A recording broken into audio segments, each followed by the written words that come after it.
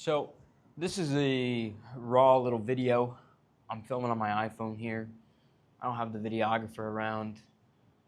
Just chilling. This is a Nick Talks basic video, and I turned 27 a few days ago. And there's a lot on my mind because I feel old. This is the first time on a birthday that I have felt old. I've always felt like the young guy, if that makes sense. You know, I started business at 19. A few months before that, I was 18 and I dropped out of college. My birthday flipped and then I got a job selling cars. And during that time, I just started to figure out the online business thing. Knew that this is what I wanted to do and just jumped into it. You know, I saw a lot of other people winning. I just jumped into it.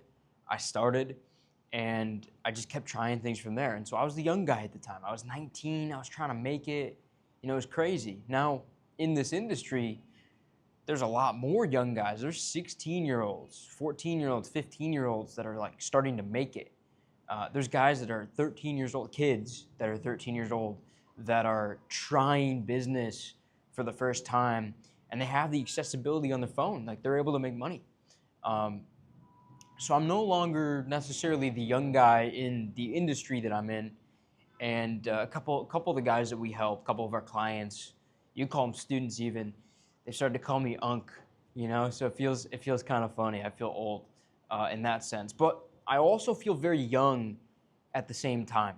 And I feel young at the same time because I know that for the most part at 27, for most people, that's when life is just getting started.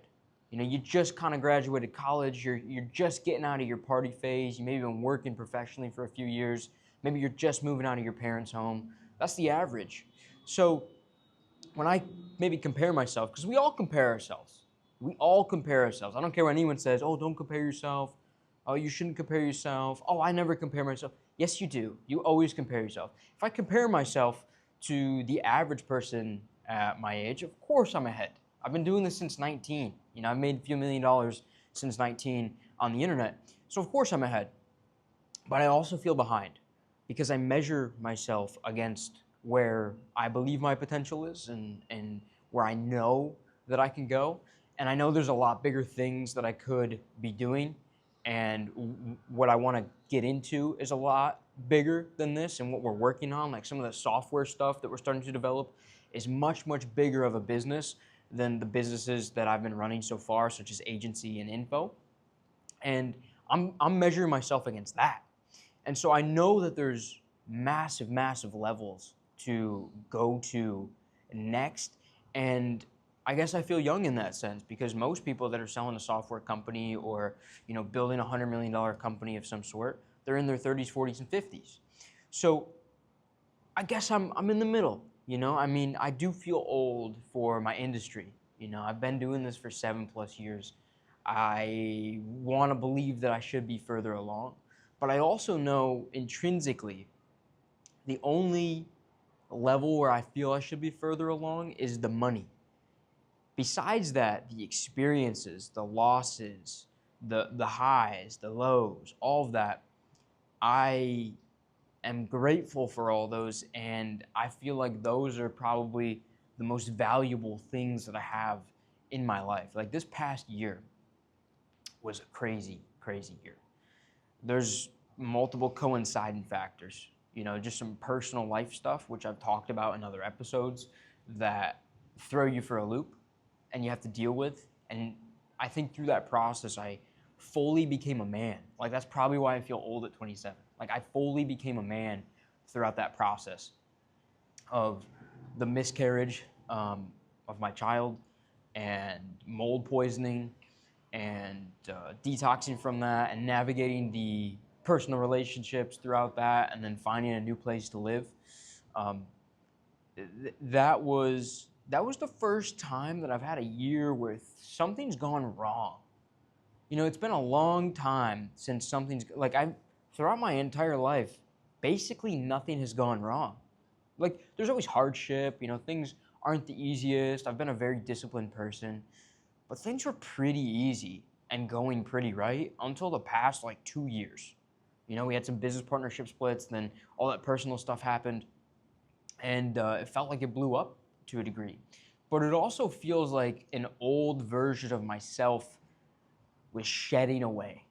You know, this past year, I don't know if you guys follow astrology, but this past year was the year of the snake, and in Chinese zodiac, symbolism.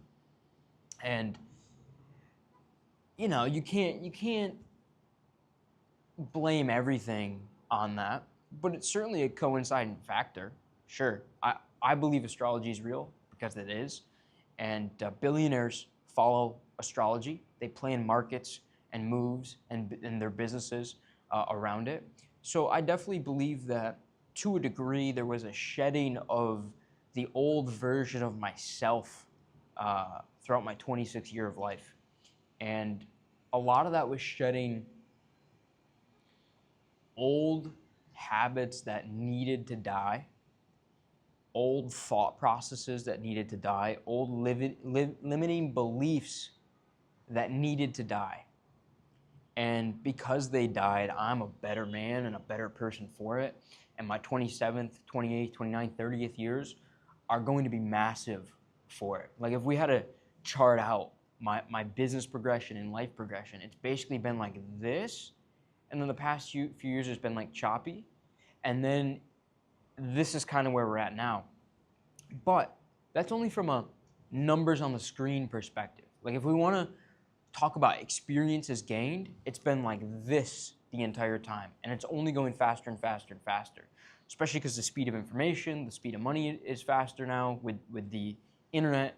And additionally, because each little node of information and insight that I gather as I get older, I exponentially get smarter because it's all pattern recognition. So as I've shed the old identity, I'm stepping into this new identity. I've always been a hard worker when I'm focused and when I know what to focus on. I'm not that much of a hard worker when I don't feel I have a direction. And I felt like, yeah, of course I have a direction. I'm trying to hit X goal in business, but it almost has felt like a struggle for the past year or two. And a lot of that has to do with the one lever that I've been attempting to pull, but not doing a very good job at it, which is my own personal content. And I've been doing it for all my clients. Like that's what our business is. We're a social media company. We offer services around content. But for my own personal content, I had like a roadblock. And I think a big part of that roadblock was shedding the previous identity I had to step into the new identity. And the content I was making around the old one didn't feel authentic anymore. But the content I'm making around who I am now throughout these painful experiences and the experience of becoming a man is actually me, who I am today. You know, the way I like to create and the way I like to build and present my brand is one that's authentic, like truly 100% authentically me. And I guess I felt in the past like that wasn't the case, or I was forcing it because of an image that I was trying to portray because maybe I thought some people that I respected would take it a certain way.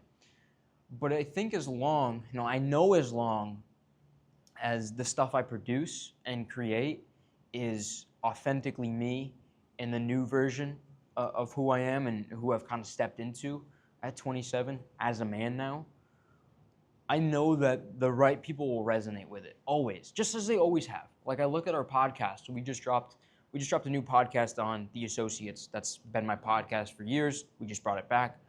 And it was always authentically us just having a conversation. When we are like that, people just love it.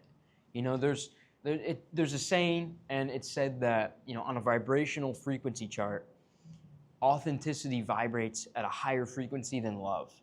Because like despair and depression and anger are all the way down here, and love is up here. It said that authenticity is the highest, like nearly enlightenment. And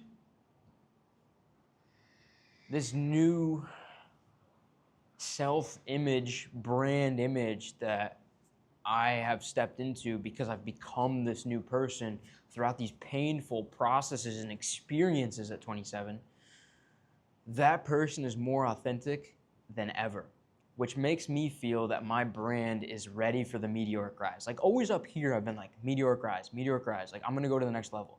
But there's been this limiting belief or maybe this self-sabotage that's been happening because I maybe didn't feel that I was personally ready yet. Maybe I wasn't the man just yet to go on the meteoric rise. Maybe if I received the blessings of a brand at that level, I wouldn't have been able to maybe handle it, or I would have fumbled it in some regard. But now I don't take it for granted. I don't take anything for granted. You know, when everything's going right in your life, and you get really humbled by things that make you return to the place you were at before you started to see the success, maybe mentally, you really stop taking things for granted and you start appreciating the blessings that come into your life. And that was a massive thing that I had to wrap my head around this year. You know, when you level up, it's almost like you revisit every piece that you visited on your old evolution. You know, so if we go back and we think about evolutions, or I talk about evolutions that I've had, you know, when I was 18, I went to college because I thought that's what I was supposed to do. And then I got there and I realized how much bullshit it was. And I evolved through that process where my mindset shifted where I can do this on my own. I can start the business I want on my own. I can make money independently on my own. That was an evolution. And the second evolution was when I quit my job about a year and a bit later. And that evolution was, again, I can do this on my own. But I revisited the same limiting beliefs. I revisited the same self-sabotage as when I dropped out of school. And the next layer of that was when I started my second business. So my first business was Instagram pages, and my second business was my agency. I revisited the same limiting beliefs and the same self-sabotage during that period. I then again did this when I moved to Miami. And I moved to Miami, started partying a little bit, you know, kind of fucked off a little bit. I revisited the same limiting beliefs and same self-sabotage to pull myself out of that. And then when I started my next business, which was my consulting business, Launch Socials, the same thing happened. Then when this very painful experience happens, and you step into this painful experience being the most confident, I can overcome anything, I'm invincible. And you always have to hold that in your mind, like you have to believe you're invincible. But you step into it, and you then have to overcome the same limiting beliefs and the same self-sabotage.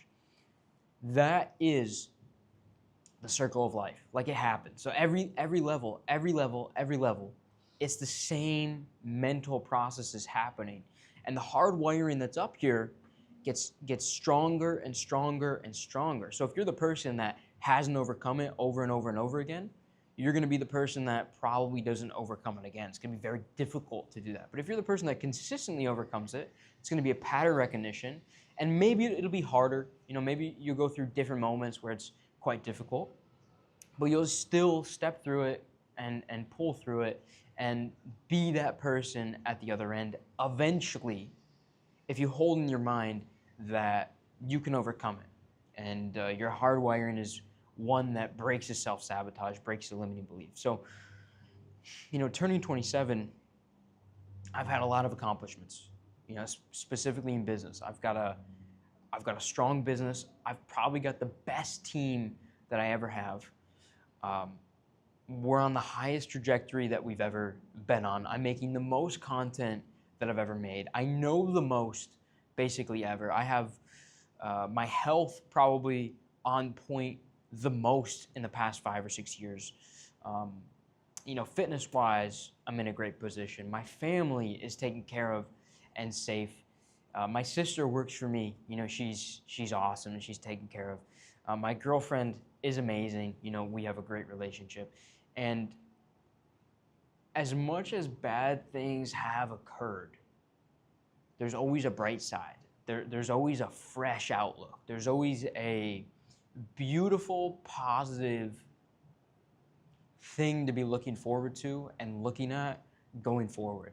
And that's where I'm at. You know, turning 27, I feel old, but I'm not. I'm stepping into late 20s, but I'm still obviously not old. I look quite young. I shaved a little shave this off. You know, maybe we'll get rid of the mustache next too. Who knows? But at the end of the day, each year that goes by, at the end of the day, each year that goes by, we just get better and better and better. I'm not scared of getting older. I'm not scared of feeling older. Like at the same time that I say, oh, I'm 27, I feel old, I still feel like I'm 18, 20 years old, just starting my business, fresh as ever, ready to receive the blessings, ready to go to the next level. That's where I feel that I'm at. And it's sharp, you know? You feel sharp. You feel, wow, you feel ready to go, ready to receive. So what are we working on now? We're gonna really, really, really dial in the consulting agency business. It's gonna be at the most profitable level it's ever been, probably in the Q1 of 2026, which is really exciting to say. And during that time, as that becomes most profitable, we are going to be publicly launching our software company, which is a software for high-ticket businesses and info businesses and like service businesses that helps them sell a lot more people. Right? It's customer acquisition software that makes things a lot more efficient for that type of person. We built it for ourselves because we noticed a problem in that niche, and I think it's probably the biggest project that I've ever worked on. So I have the cash flow business, and then I have the enterprise like equity sort of business. And during that process, you know, we're leveling up in every way imaginable. The content's getting bigger, the content's getting better, and I think I look forward to making the same video next year after years pass of like, yeah, like this. That was the guy a year ago, and he was a kid. At 27, he was a kid, and 28 now I feel really old, even though I'm still young, and just more mature, more lessons. And I really want to, and not really want to, I do this every day anyway. There's at least one thing that I learn every single day, because my day consists of, you know, making a video, talking to people, networking, posting stuff online, getting feedback, speaking to clients, going to the beach, going to the gym, doing some kind of fun thing, you know, maybe one day we'll shoot guns, maybe the next day we'll buy a car, you know, there's exciting things happening all the time, there's big things happening all the time, there's business things happening all the time, there's always little touch points and areas of feedback that are happening all the time, and so I learn at least one new thing about myself and about the world every single day. By the way, I'm sorry if you can hear the sirens back there, they're a little loud here. We're in Miami Beach right now, so there's a ton of people. Regardless, I learn one new thing about myself every single day, and that's the exponential growth curve happening in real time. The more touch points you get with reality, the more of a man and experienced person you become, and the more capable you become in the next days, the next weeks, the next months, and the next years. So, 27, made a few million online, gonna go make a few million this year. It's a great time to be alive. 2025 is an amazing, amazing year. You know, people think really negatively about the world right now. I don't. Yeah, there's some bad stuff happening, but I think we are on the precipice and the cusp of the generational run. This is early December 2025, so mark your calendars. You're gonna look back on this in a year, 2 years from now, and you're gonna be like, yeah, Nick called it, generational run. Thanks for watching. Thanks for watching. I'll see you in the next one.